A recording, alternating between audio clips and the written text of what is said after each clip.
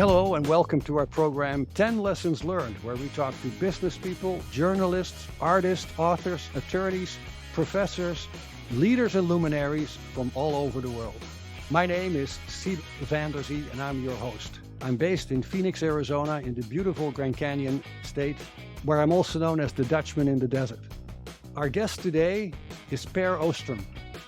Per is a global marketing expert, I would like to say a marketing guru, working for a company named Chief Outsiders.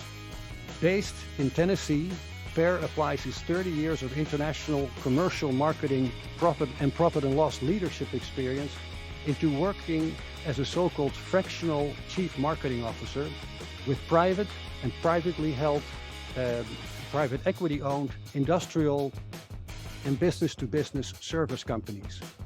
Born and raised in Sweden, Per came to the United States years ago to get his MBA degree. He likes to tackle complex business issues as he drives for practical results. By the way, that's something he learned while he served in the Swedish Army as commanding officer of an Arctic infantry unit. Thank you for your service. Oh. Per Ohstrom is also the author of a book named Selecting a Strategy for Market Leadership. You can learn more about Per Ohstrom on our website, 10lessonslearned.com. Hello, Per. How are you? Nice. Thank you for joining us. Oh, good. Good, Siebe. Thanks for having me. Well, it's wonderful. I look forward to our conversation about your 10 lessons. I was also curious, and perhaps it's something that is relatively new, but you work as a fractional chief marketing officer. That's kind of a new concept. What does that mean? It's a lot easier than it sounds. I work as a CMO part-time for several companies at any one time. So it's a nice way for smaller and growing companies to get access to a lot of experience and knowledge without having to pay, a full-time salary and benefits. Yeah, and it's a relatively new concept. Now, when I think of marketing, with all due respect, what is, in your definition, the purpose of marketing? Is it more than just trying to convince people to buy products and services? I'm sure it is, but how would you define the purpose of marketing? I define marketing pretty broadly. To me, marketing is understanding what people need and then develop and sell them what they need at the right price. And if you do it that way, then you will not end up in a situation where you try to convince people to buy something, but you come up with something that they really want and they really need. The research part, understanding what people need or are looking for. And well, that in itself obviously is quite a discussion with new technologies that apply to so many people. And sometimes people are not even aware of what's available. And we have seen that, and I'm sure we will continue to see that. But that's an interesting element, I think, of marketing. Now, in the lessons that you're going to share with us, there's a lot of wisdom in there. But I also like to ask you, is there perhaps a lesson in your life or in your career that you would like to teach yourself if you were 30 years old today? Yeah, there is actually. When I went to college, I opted for a business degree. And part of it had to do with my interest in marketing and selling.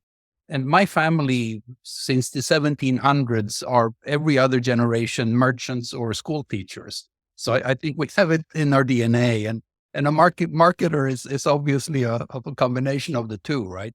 But all joking aside, had I known then what I know now, I would have gone for an engineering degree rather than a degree in business or the humanities. Just because the engineer's way of approaching problems and looking at the world is so applicable to any type of job, any type of situation. But it seemed to me like a lot of studying and a lot of math, so that was a big reason I went for business instead. Yeah, now I'm thinking about the fact that quite a few people have, as I would say, multiple careers. I started out in international banking, ended up for the last more than 20 years involved with coaching and executive search. My banking experience has been very helpful still today. Absolutely. So I realize what you're saying. And on the other hand, maybe it was very beneficial, right, to start in one area and over time gain more knowledge about the engineering part. But yeah, that makes sense. Makes sense. Good lesson to share. I appreciate it. Let's take a look, if you're ready, to look at your Yeah. 10 lessons. All right. We'll start with lesson number 1. And it's a quote: cast down your bucket where you are, take what you have, and do the best with it. What are your thoughts about that? Yeah, it's a quote actually from Booker T. Washington, a historical figure in the U.S. that I admire very much. Born a slave, he ended up educating himself and becoming a advisor to presidents, a man of immense integrity and immense wisdom. And I think what speaks to me directly is the second part of that. Really, take what you have and do the best with it, because it is a rough world out there, right? And if you have a career in business, you really have to look after yourself. Nobody is going to help you and push you forward. Yes, you will have mentors, you will have bosses, you will have colleagues that are going to be helpful and nice, but you really have to kind of drive your own destiny. And this is probably not clearer anywhere than in the US, right? Which is part of the reason why I came here. Having grown up in Sweden, which is a little bit of a nanny state. It's getting better, but it was a little bit of that cradle to grave mentality. Whereas here in the US, you really could, if you worked hard and if you set your mind to it, you really could improve your situation. And yes, there are many social issues and political problems in the US, but I think the fundamental is still there, that you can still improve your situation by taking what you have and do the very best with it. And that's always going to work better than sitting around and blaming someone else or circumstances or bad luck. If you want to be successful, it's better to go to school and study and get a job, any job, and do your very best. It's a lot better than buying a lottery ticket every week and waiting for that, $1 million prize. Wow, you're raising so many topics in my mind, Per. First of all, Booker T. Washington, indeed, highly impressive and quite amazing what he did in his life. The fact that you and I are both from Europe, countries that were taking care of people. We have the phrase in the United States, it takes a village. You have to help each other. And at the same time, there are certain limitations when you live in those societies. United States, the land of opportunity. You got to do it. You got to make it as an individual. And at the same time, I don't know if you have any thoughts on that, but when the political climate gets a little heated, I think many foreign-born individuals in this country say, this is a great country. This has incredible opportunities, and we're grateful to be here and to be part of it. The opportunities to do that, and going back again to the quote that you're using from Booker T. Washington, I think that's a very powerful start. Very, very interesting. Lesson number 2, manage by objectives, delegate, decentralize. And I thought the boss was always right. Yeah. Well, maybe that's the way people thought in the 1950s. No, and curiously enough, this leadership philosophy is something I learned and got to practice when I was in the Swedish army. It's an army of conscripts, right? So it's citizen soldiers. Everyone gets called up. They get a gun and they do their year of military service. And in order for this to work, because you have the car dealer and you have the alcoholic and you have the school teacher, they all have to go, right? And we all have to do it. So in order for this to work, you have to have a management system, a leadership system that really motivates people, right? And brings out the best in people and lets people use their skills. So they use this approach they call Auftragstaktik in German, right? There really is no good English word for it, mission control or mission command, maybe. But it's very similar to management by objectives in business. So rather than giving people detailed information, detailed instructions, this is how you do it, you let people know what the objectives are, what the desired outcome is. And then you give people freedom to use their own education, their own skills in order to get the job done. And as long as things are progressing in the right direction, you really don't meddle and interfere a whole lot. You ask for some reports so you know what's going on, but you really don't breathe down people's necks or look over their shoulder, right? Of course, unless something starts, driving into the ditch or going off the rails, then you might have to help somebody and coach them a little bit, bring them back on track.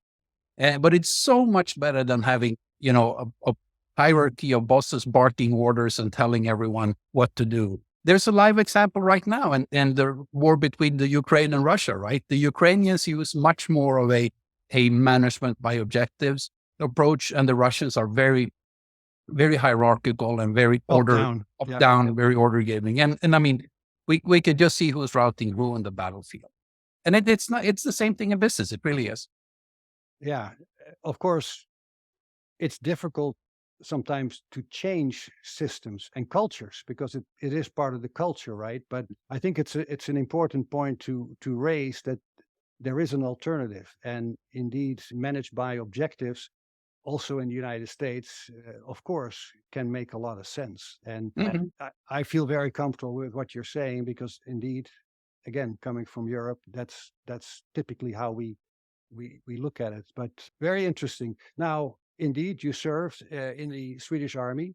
Lesson number 3: officers eat last. Turn the org chart upside down and be a servant leader. Wow. You already mentioned your background serving in the Army. Is that something that has been with you, stuck with you your whole life?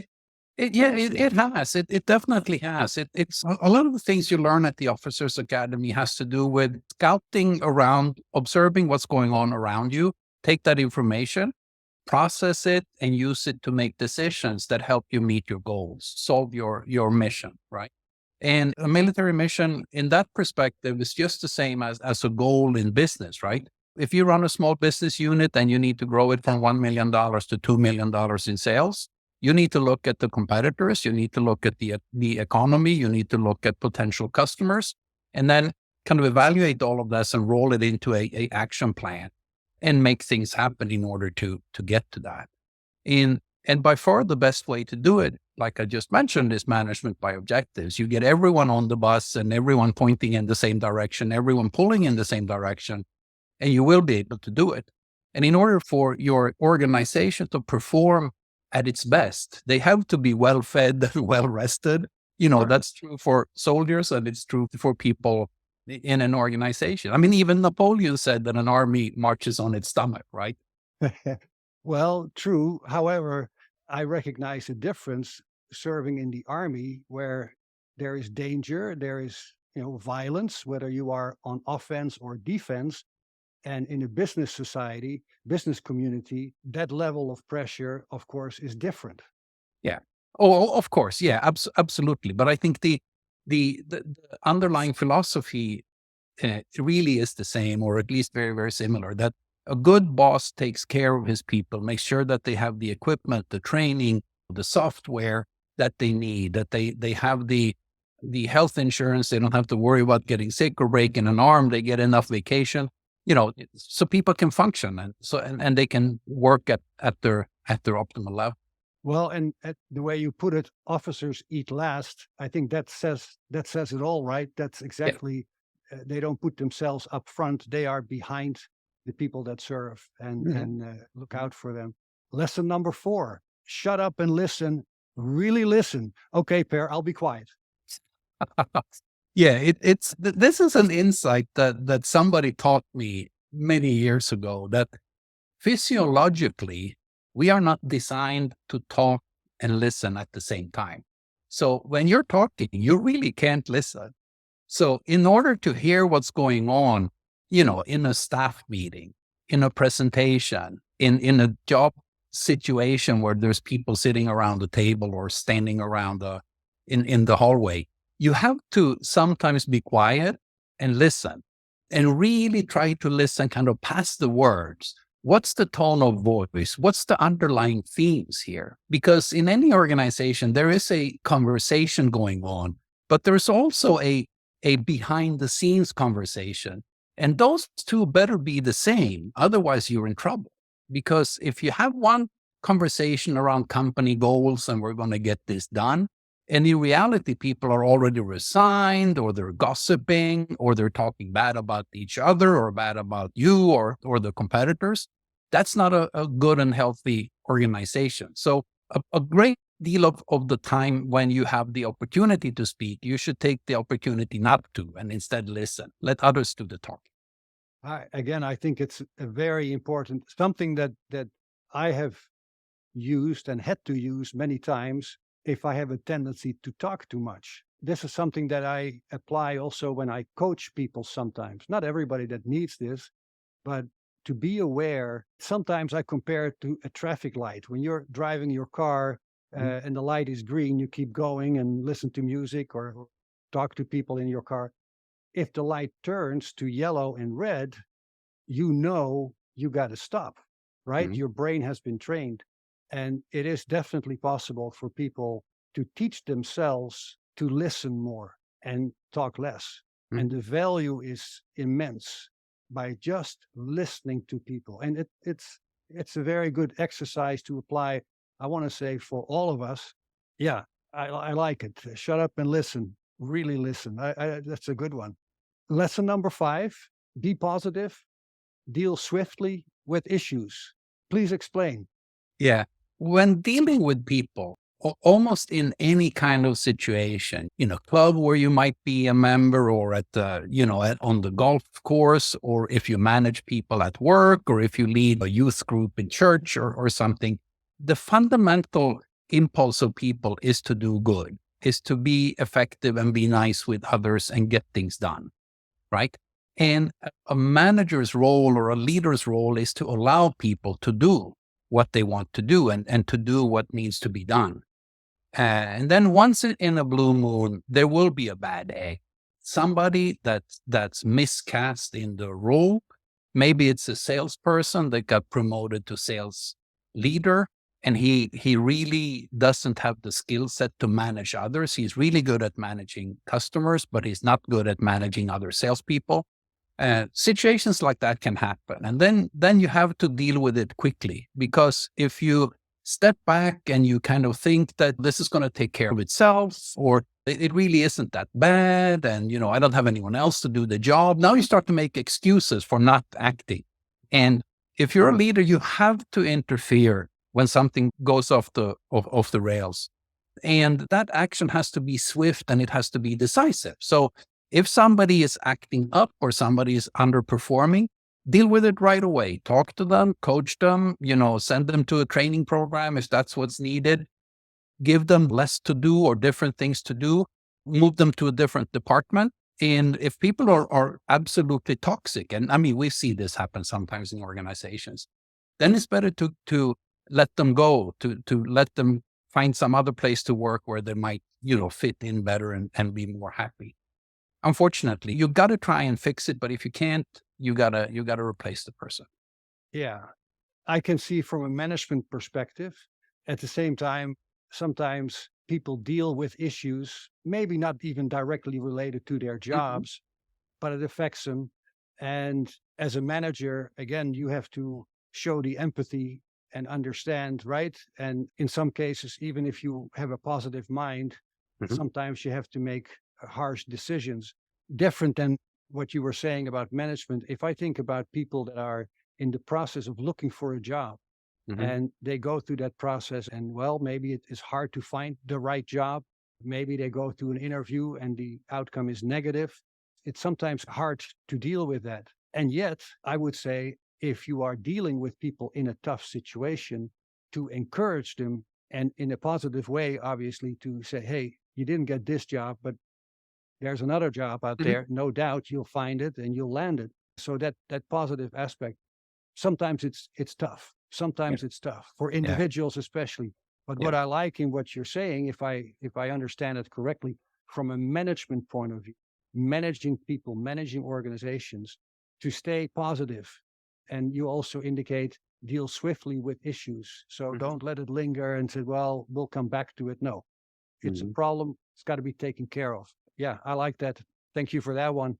We're talking today with Per Ohstrom, and Per is a highly successful global marketing expert with an experienced fractional chief marketing officer experience, sharing his 10 lessons learned. I want to thank our affiliate partner, Audible. Audible is an amazing tool to experience our program 10 Lessons Learned, but also books and other podcasts, allowing you to build a library of knowledge all in one place. You can start your free 30-day trial by going to audibletrial.com/10 lessons learned. Again, that's audibletrial.com, 10 lessons learned, all lowercase, to get your free 30-day subscription. All right, moving all along. Lesson number 6. What makes us different makes us better. I like that. Please go ahead. Yeah. Again, from a work perspective, if you're in a situation where you can influence who gets hired, maybe you participate in interview processes, maybe you're a hiring manager, maybe you work in HR, maybe you have, other ways of influencing. One of the hallmarks of strong and effective organizations is that they are very diverse. If you go to Google headquarters in California and you look at the people there, it's going to look like a rainbow. It really will, right? All ages, all ethnicities, all national backgrounds. You'll hear different languages spoken. And that same positive effect is true in smaller organizations. So like now when I work as a fractional CMO, if I come into a company, that's one of the first things I look for. Are all of the people white middle-aged men? Or is there, are there women there? Are there minorities there? Are there young people and older people? And how do they interact with each other? Because just the fact that you have people of different background working on the same team, jointly collaborating, solving problems, makes the quality of the problem solving so much better. And it's also more fun because you get exposure to completely different ways of looking at things and different ways of analyzing problems, even different ways of shaping or formulating the issues that are to be solved. Per, I have to ask you, how many countries have you visited? Do you know? Oh, goodness. I don't know. There's the answer. Yeah. I think I have visited and or worked in 45 countries, something like that. 45. So my next question is, does that mean you know all the cultures and behaviors in 45 countries? No, obviously national cultures are very different, but on some basic level, we're all the same, right? We all get up in the morning and we all go to work and we want to do our best. We want to learn, we want to be effective. And if you start at that very, very basic micro level, then you can usually get along with people. And then, of course, you have to understand the finer points, right? And even from very similar countries, it can be very different. You go to France and it's very hierarchical, right? And the bosses, even if you have an open conversation around the table, at the end of it, the boss has to kind of sum it all up and say, okay, this is how we do it. In Sweden, everyone sits around the table and talks forever until there's consensus. But then you don't have to do anything else because everyone is already on board. And you come to the US where there's a great informality. You use the first names and you say hi in the corridor and you might sit next to the CEO and eat lunch, right? But at the same time, there is a hierarchy in the decision making. So it is different in every place and you have to kind of feel your way around a little bit. But at the end of the day, everyone goes home again and they have a family and they watch television. So it is, and it's the same. Maybe on purpose, you left out the Netherlands, but in the Netherlands, if you have 2 Dutch people in one room, you get at least 3 opinions. Oh, okay. But I think in that, and 45 countries, that's more than what I have visited. And well, I've lived in 4 countries, but I look at it also, Per, and I'm curious how you look at it. The more you learn, the more you see and experience, the more you realize how little you know. There's so much more to learn and explore. And well, unfortunately, our life is not unlimited, but keep an open mind. And when I think about what makes us different, makes us better, there is so much to explore that we don't know. We're learning about it. So yeah, I think what makes us different makes us better in different concepts, I think is very, very helpful. I'm glad you shared that lesson. Moving along, lesson number 7, work smart, use technology. I'm already getting a smirk on my face because I look forward to our conversation, but work smart, use technology. What are your thoughts on that? Yeah. Western countries, or I should say industrial countries, have progressed very fast in 250 years because of technology, right? So once the steam engine was invented, we could build factories. And once we had factories, we could mass produce things. So now, you or I could afford to buy a car, right? Instead of just 16 rich people in Holland, right? So technology is kind of what carries society forward in many ways. And then it's up to us, of course, to build a ideological superstructure on top of the economy, right? To make sure that it's a just and fair society. Yeah. In order to get all the good things done that we want to do, we would be silly not to use technology and not to use the progress with technology. Let me use an example. Only maybe 10 years ago, I was involved a lot in selling construction equipment. So you would call on construction sites, these would be fenced in areas. You walk through the gate and there is a office trailer there, right? You knock on the door and here's the supervisor or the foreman working that construction site. He would sit there next to his computer on the desk. You bring a box of donuts, you sit down and you talk to them. How's everything? And oh, by the way, if you need to rent an excavator, we have them. So just give me a call and we'll have it here in 2 hours. Now it's his son working the same job and he still has the office there, but he's never there.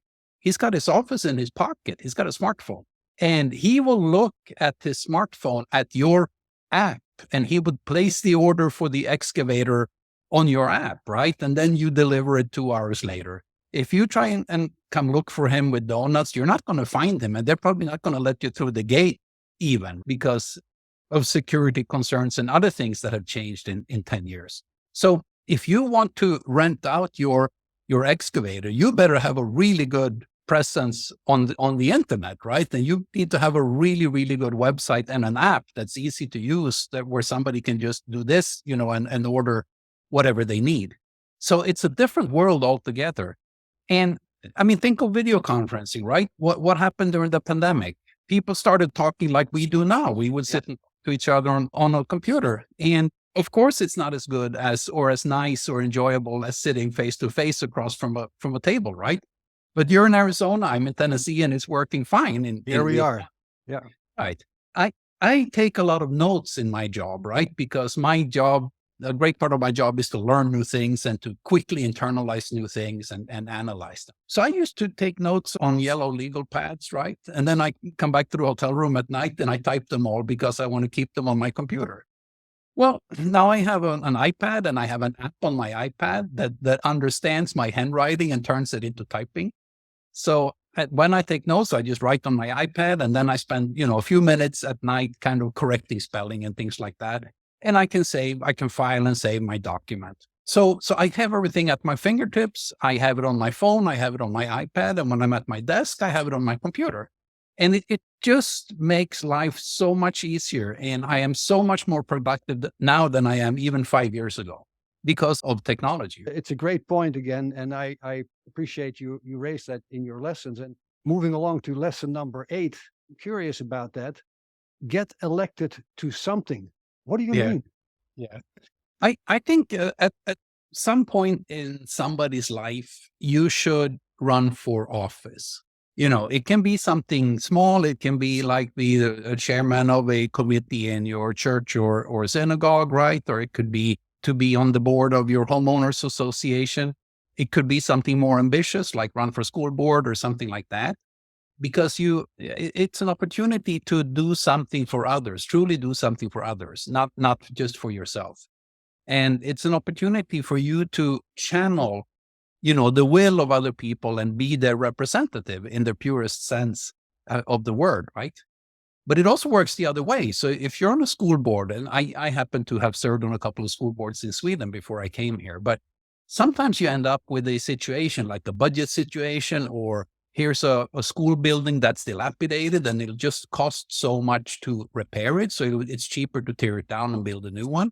And oh, by the way, when we build a new one, we should build it where the kids live now, not where they lived 50 years ago when the old building was done. So you have to bring this message back to parents and they can be furious. No, that school is not going to be torn down because I went there and my grandma before me, and you get this emotional investment of people and everything. So that's really interesting. And it helps you grow to have to deal with those kinds of issues. And it's also an opportunity to do something without getting paid for it, right? So this is something you do out of interest for others. But there are things in it for you. You learn to negotiate a lot, right? You learn to compromise. And skills like that are useful at work. They're useful in your family. They're useful in whatever social circles where you are. But running for office or some, getting elected to something, I think is very, very enriching. I'm very interested in what you're saying because I have served in the army. The Dutch army was mandatory. I have served in different capacities. And yes, I like it. I believe in it. And there's necessarily no money to be made. But when I think of, I don't want to say the reality in which we live, many people that I can think of, no matter their age or where they are in their lives, I don't want to do that. I don't want to spend time. I don't make money doing that. Let someone else do it. And then I can criticize that person, right? So what will motivate people other than listening to your lesson and say, get elected to something?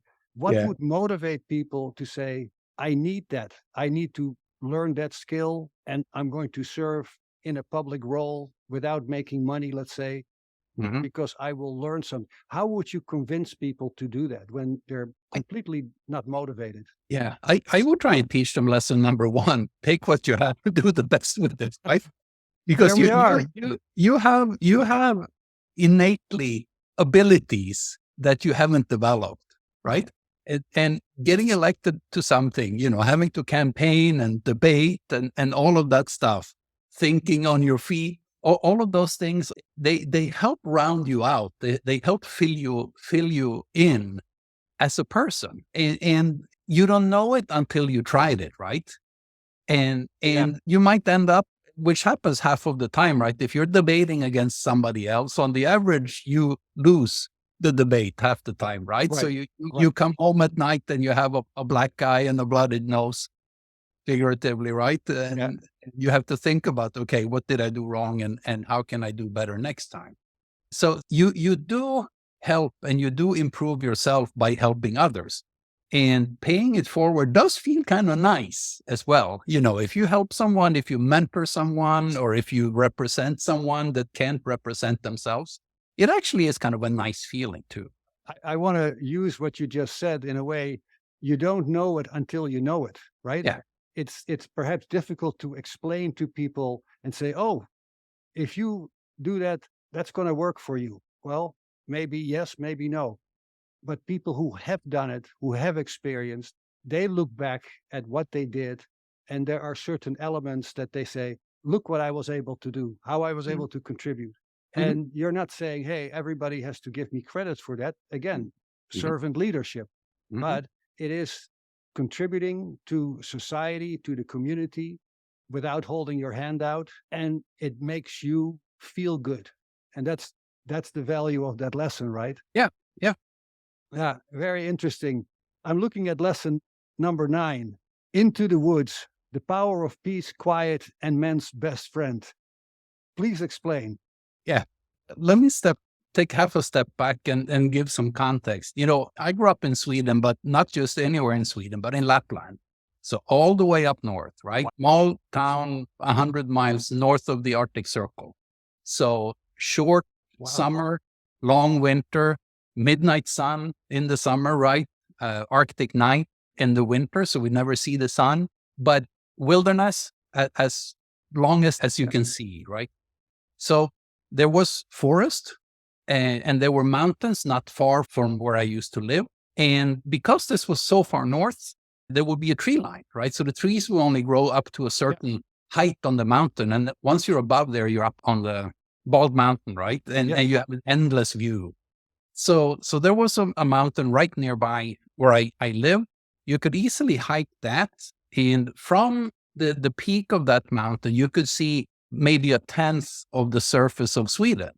And Sweden is not small. It's the size of California, the surface. It's not a small country geographically. So anyway, I used to really enjoy hiking in the mountains, and I still do. I live right next to the Smoky Mountains here, but there's no tree line here, so there is no gorgeous view, not in the same way. But just the act of walking in the woods walking along a trail, being quiet, listen to the sounds of nature, smell what's going on, right?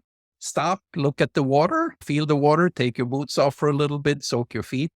Things like that instantly kind of revives you and puts you back in touch with not just nature, but back in touch with yourself. And I think especially for me, who grew up in an environment like that, I mean, in the winter, we'll go skiing every night, every weekend, right? In the summer, we'll go riding our bikes out in the woods and go fishing every night because it never got dark, right? So nature I grew up so close to nature. So nature to me really is the pharmacy, right? Yes. Uh, Well, it's so fascinating, Per, what you're saying. And as you know, growing up in the Netherlands, there are no mountains in the Netherlands. yeah, So yeah, skiing in the Netherlands doesn't get you anywhere because yeah, there's no way to go. Plus, we don't get a lot of snow. But yeah, bicycling, for example, that's big. I look at it, yes, into the woods, and the way you describe it, I think it makes a lot of sense. But to be out of where you are right now, to take a break, right? Whatever it is, indeed, the mountains, hiking, the ocean, the beach, whatever it is, it's so important for us human beings to allow yourself to take a break. mhm, And it does miracles, right? We all know that. I'm curious, by the way, you talk about man's best friend. yeah. What comes to mind? Dogs, of course. Growing up, we did not have dogs in my family for some reason. I'm not quite sure.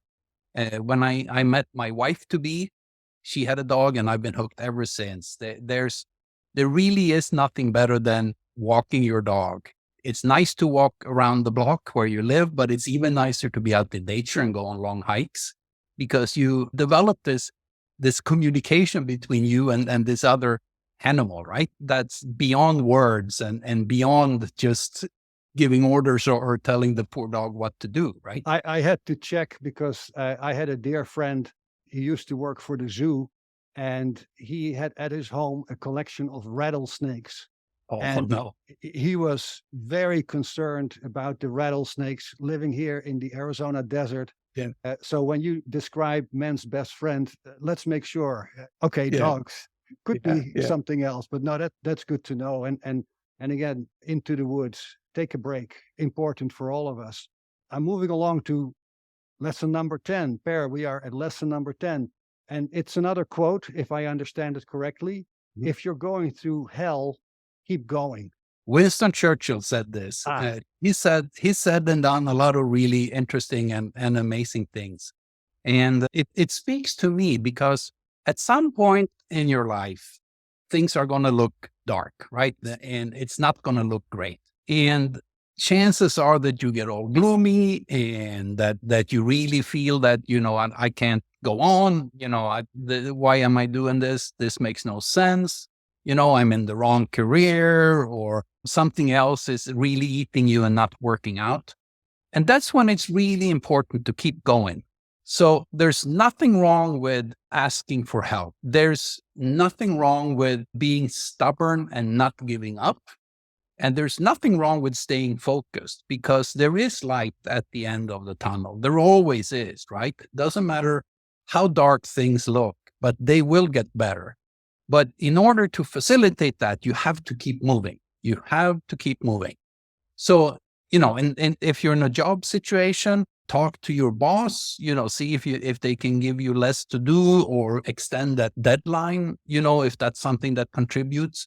If you're just being, sad and tired and all, there's nothing wrong with asking for professional help. And companies have those kinds of facilities these days. And just having friends, talking to friends and people you trust, people you can talk to.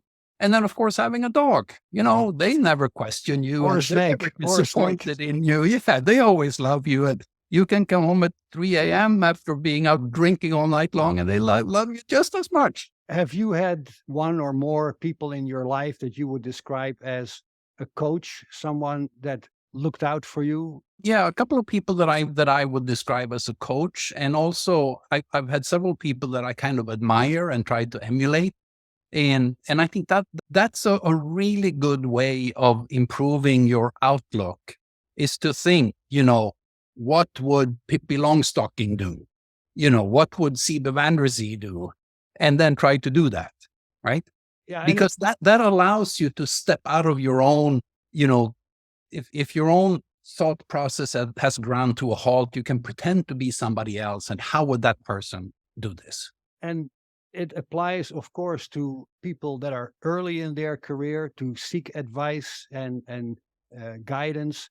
If you are in the middle of your career, even when you are towards the end of your career, to get guidance from trusted sources Mhm. and hopefully people that simply want to look out for you, right? They don't have an interest in your next step and say, Yeah, okay, right? yeah. But simply looking out. And at least in my experience, you have to be somewhat lucky to find those people, or at least to Mhm. encounter. You don't find them; it happens, and it can happen. Of course, you have moved around quite a bit, also within the United States. When you move around or get a new job, sometimes your network changes. But to seek guidance, I think, is very, very important, especially when, according to the quote, if you're going through hell. That's when it matters. If things are going well, yeah, it's nice to get advice and etc. But when it's difficult, yeah, it's one of those lessons that I think we easily forget about. Mhm. But yeah, at this point, I'm curious, covering 10 lessons. I'm going to ask you, is there perhaps a lesson in your life that you have unlearned, that things that you have done for whatever a while, and then you said, I got to do it differently? Anything that comes to mind? Yeah, and I'm going to contradict myself a little bit now. We were talking about education earlier, and when I was young, I used to think that education was so important for your career progression, and it is. It is in a couple of ways. That's when you learn your basic skills, right? So you have a skill that you can apply. You know how to do marketing, or you know how to do accounting, or you know how to do finance if you work in a bank, right? Yes. But really, what you need to know in order to progress your career, you learn on the job. You learn by doing. So the further along you are in your working life, the less valuable formal instruction, formal training, classroom training becomes. Yeah. So if you really want to have a good career progression and advance in your company and be promoted, rather than going to classes or taking courses, you should ask for new assignments. If you're in marketing, you should ask for a finance assignment. If you're in finance, you should ask if you can work in R&D, if within reason, right? Because if you learn about an organization, you learn about an industry and how it works, how things are made, how they're developed, how the plant works, what's important in the factory, what's not. Rotate into HR, take an HR job. Rotate into sales, take a sales job. That's really how you learn, really truly learn how business works. And then, of course, it does help to read a book, and it does help to go to the occasional conference, and maybe even to a 1-week executive education class in AI or something specific, right? But really, you learn by doing, and you don't get good at something until you do it, and not once or twice, but 100 times. Yes. I've read books from management experts, and one of the themes that always comes out, and you reflect on that very much in what you just said, energy, especially in a management position. You have to show initiatives, you have to explore. It's not just going to happen. Of course, as a manager, it's not just to have the energy, but to be able to energize the people that work with you, as you have discussed already. So those are very important points. I really think, Pierre, that you have taught me and our audience a lot of wisdom, and I want to thank you for that and for sharing your wisdom with our audience. It's much appreciated. Well, I really appreciate the opportunity to chat. I think this has been really, really instructive and interesting, and I wish we could go for another 2 hours. Well, I'll check with our producer, but no, listen, this was great. I'll make a few closing comments. You have been listening to our international program, 10 Lessons Learned. This episode is produced by Robert Hossery, and as always, we are supported by the Professional Development Forum. Our guest today is Per Ohstrom, a highly successful global marketing expert and an experienced fractional Chief Marketing Officer, sharing his 10 lessons learned. And to our audience, don't forget to leave us a review or a comment. You can also email us at podcast@10lessonslearned.com. I hope you will subscribe so you don't miss any future episodes. And remember, this is a podcast that makes the world wiser and wiser, lesson by lesson. Thank you, and stay safe.